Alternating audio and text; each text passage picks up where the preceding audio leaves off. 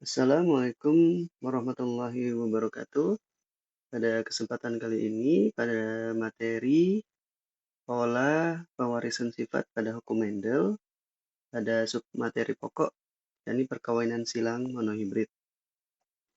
Pada materi kali ini, dengan menggunakan kegiatan pembelajaran dengan menggunakan virtual lab, siswa diharapkan dapat mengetahui pewarisan sifat hukum Mendel, menentukan angka-angka perbandingan fenotip, membuat diagram persilangan pada monohibrid, dan menyimpulkan hasil persilangan monohibrid dengan benar. Sesuai dengan langkah-langkah pada LKPD, anak-anak sekalian dapat melihat ada dua gelas kimia yang masing-masing sudah berisi kancing genetika atau manik-manik genetika. Pada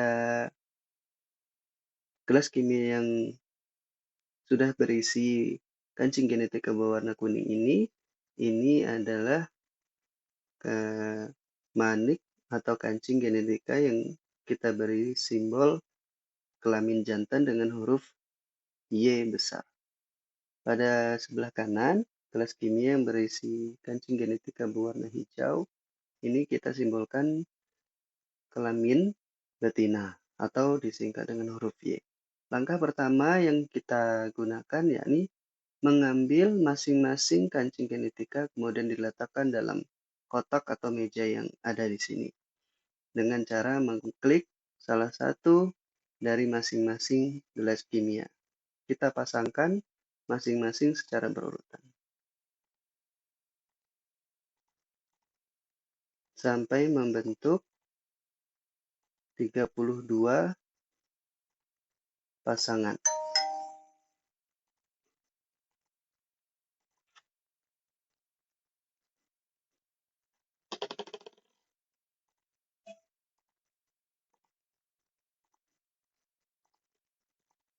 Langkah pertama ini kita lakukan secara berurutan.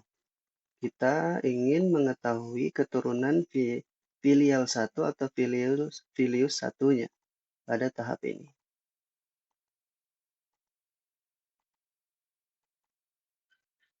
Secara bergantian kita letakkan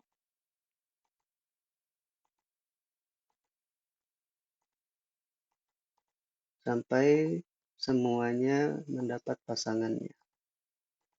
Pada tahap ini nanti siswa-siswa sekalian akan dapat menghitung angka-angka perbandingan fenotip. Fenotip itu ialah sifat keturunan yang dapat kita amati. Sedangkan genotip adalah sifat yang tidak dapat kita amati. Baik, kita selesaikan.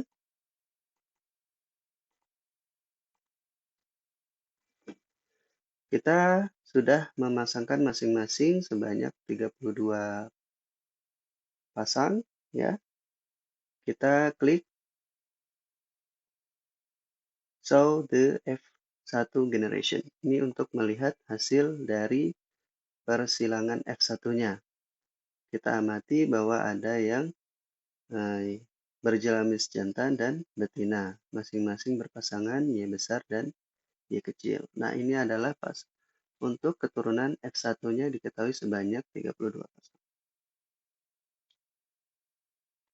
Nah, berikutnya, pada tahap berikutnya ini, kita akan dapat melihat bahwa nanti akan terjadi proses yang namanya segresi atau gen-gen yang mengendalikan suatu ciri atau sifat tertentu memisah sewaktu terjadi pembentukan gamet atau dikenal dengan hukum Mendel 1. Kita klik kolom yang berwarna kuning. Berikutnya juga sama, yang warna hijau. Nah, kemudian kita lakukan secara acak dengan menggunakan pensil ini. Kita letakkan pada atas gelas kimia. Diaduk dengan pelan-pelan, jangan sampai tumpah. Begitu juga pada yang gelas kimia pada F1 female-nya. Ketika sudah seperti ini, kita lakukan kembali pasangkan antara F1 jantan dengan F1 betinanya. Kita pasangkan.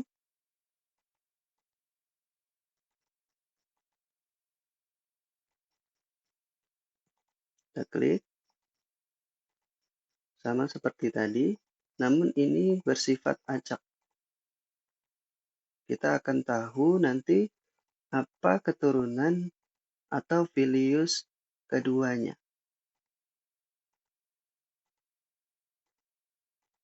Lakukan secara teratur, bergantian, F1 jantan dan F1 betinanya.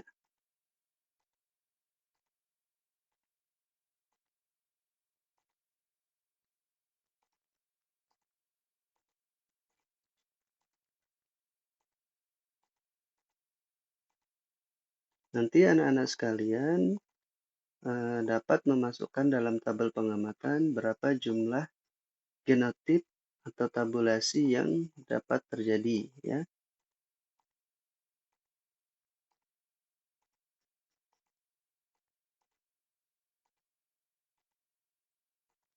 Ini sangat bervariasi, ada yang kuning hijau, hijau kuning, ya. Jadi ini terjadi prinsip pemisahan, ya, atau segresi. Kita next, karena sudah lengkap, kita lanjutkan.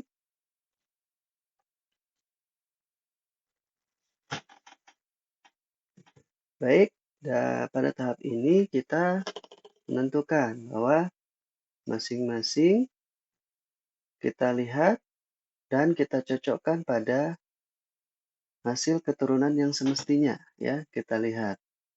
Ini berpasangan dengan kuning hijau, kita letakkan. Ini hijau kuning, hijau kuning, hijau kuning, dan seterusnya kita letakkan seperti ini secara teratur. Hijau-hijau,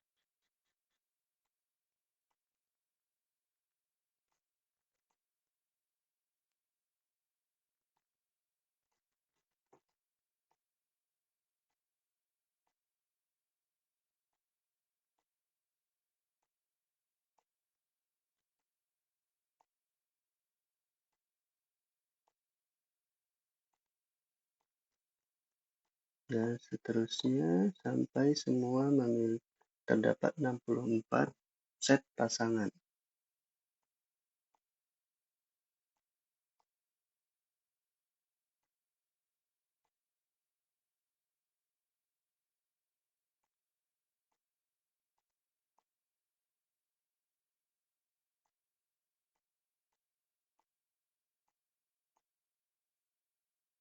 Dengan begini kita mengetahui secara langsung keturunan apa yang dapat dihasilkan.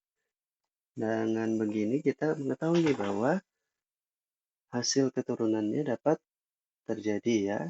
Dan ini adalah hasil perbandingan dari persilangan F2-nya yang berjumlah 7 dibanding 18 dibanding 7.